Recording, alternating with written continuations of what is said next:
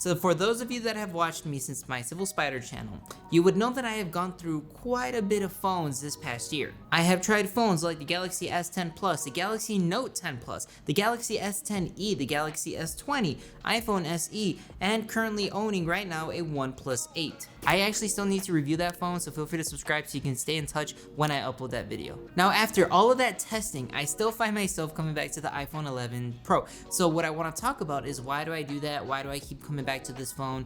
Now the thing is that there's already a lot of reviews about this phone. I don't want to add to the list. Instead, what I just want to talk about are the three things that keep me here. One, the size. Two is Apple's 13 chip and their UI software updates that are currently here as well as coming soon. And lastly, the battery life. So starting off with the size of the phone, this has been the most perfectly crafted phone to fit my hand, at least hopefully until the iPhone 12 comes out, because they're gonna obviously do little changes there. But this has fit my hand so perfectly that I for once don't feel worried when I go out skating, because I do use an electric skateboard to basically get everywhere, as well as biking.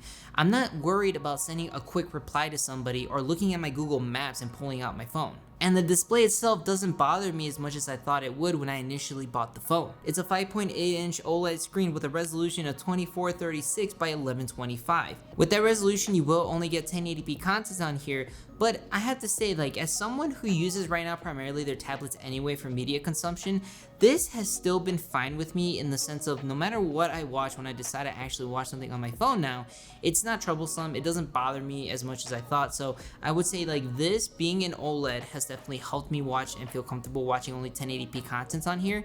In the future, of course, it would be great to get something like 1440p, but we all know Apple, who knows when that'll be. But if I do want to watch 1440p or 4K content, I either go to my Galaxy Tab S6 or I just watch it on my computer. Alright, so the size for me feels great, and next we're going to talk about Apple's A13 Bionic chip as well as the software. Now with this chip, we all know at this point that you have a very strong chip in this phone. Going from gaming to being able to edit 4K footage on here, doing some Lightroom editing, there's really nothing this phone cannot handle, which has been fantastic. And what's even better is the fact that iOS 14 is going to come out, and that is also going to have a lot more Android-like features that is really going to utilize this chip more, such as like in-picture display, which I believe is like watching the movies and such while you're using your phone, which about time they can do that. You also get stuff like the widgets, which is going to be a really big change. So it's like stuff that I know that this chip can handle, and it's going to be more exciting to see people see what their phone can do if they buy this in the future as well as right now, because iOS 14 I feel is really going to finally start using a lot more, hence showing that you don't necessarily need to upgrade to the iPhone 11 and 12. I mean, chances are we really don't have to, because we have a strong chip as it is right now. And even the software still feels great. I mean, it's not as open yet and what have you, because you know Apple likes to lock things down, but I mean, for my usage and what I really needed to do, it doesn't bother me so much. But moving forward, I love that Apple is stepping in the right direction finally, in the sense of finally giving a little more customization. But again, I do own an Android phone, so I always hop between the two depending on the needs that I have. So now we have a phone that fits in my hand perfectly, that I admire. I still have performance that I like. Now the big thing that keeps me on this phone, guys, has to be the battery life. Remember when Apple announced that they got rid of 3D Touch because they wanted to fit a bigger battery?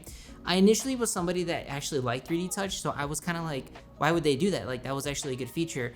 But after using this phone for, again, almost a year now, and I'm still charging it once every night, using it throughout my day, watching movies, listening to Spotify so heavily. You guys don't understand how often I listen to music. Or even like I play a movie on my phone and listen to it. Sometimes I don't even watch it.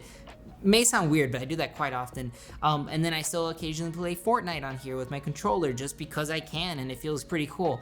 Like, there's a lot that I can do on here still, and my battery capacity, in terms of battery health, is still at 100%. Now, I know these comments are gonna come in anyway, but let me just say, I understand that there's other phones out there that have bigger batteries, they have just as big a battery, if not bigger than this, they last just as long, and what have you. But the thing is, I don't want a phone that's big anymore. Like, this is a 5.8-inch device. I want something this size, maybe a tad bit smaller in the future, but it has to stay around this size. And in doing so, I would love it if these phones can have as great as battery life as this phone. And the thing is, I've tried maybe 3 phones now that were either equivalent or similar to the size. It just wasn't up to par. Like, the battery did not last as long as this. So yes, I understand that there's better battery life out there with different phones, but until companies can start making small phones again, or at least phones that are this size of 5.8 inches, this is literally going to be the king of where I'm going to stay right now. It's literally because I cannot kill this thing in a day, no matter how much I use it. And when I have a very light usage day, I usually end the day with like 70-75%. Like, it's ridiculously good.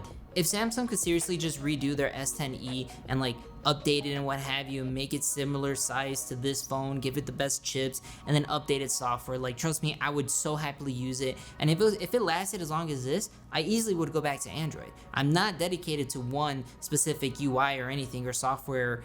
It's literally just comes down to what feels good for my needs, and my needs requires a good battery. Okay, so let's start wrapping things up. And the question is this still worth a good buy? Is this still worth the money? Is it worth getting nowadays right before the iPhone 12 comes out or Samsung's new phones and what have you? I have to say, yeah, like, sincerely, I feel anyone can buy this. See how good it is. See how good it's gonna be with iOS 14. See how well the battery life is, a great camera. And even if the iPhone 12 comes out and you don't wanna pay the money for that, chances are this is gonna be reduced by a couple $100, maybe like $100 or $200 or something.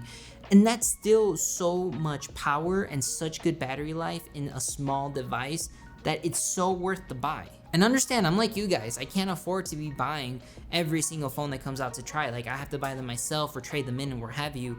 So I'm very happy here, and I'm hoping that something eventually will steer me away, because then I get to relay it to you guys, and hopefully you guys can make the same decision, or maybe just use that information and do something with it. All right, I rambled on a lot, but you guys have to understand, like, this has been my favorite phone of this year, and I'm hoping more good things are to come from other companies, or even just Apple if they continue the streak that they're on. But I'm looking forward to everything that's new that's coming out, and hopefully you guys are as well. But thank you guys for watching this video. If you buy this iPhone 11 Pro, I can guarantee you're gonna be happy with it. And if you have anything to say, if you disagree with me on anything, leave it down in the comment sections. I know I ruffled up some feathers in my last video. That was actually kind of fun. But alright, thank you guys for watching this video. Hopefully you guys enjoyed. Feel free to subscribe to stay tuned for more videos, and also click that bell notification to be notified when I do upload. If you like this video, go ahead and give it a like for me. And if you made it this far in the video, can you quickly type down in the comment section Civil Spider rules, but it has to be RULES exclamation point. That way I know how long people are watching my video, and I would greatly appreciate the feedback, just so I know how to make my videos better. Alright guys, stay clean, stay safe. I'll see you guys in the next video.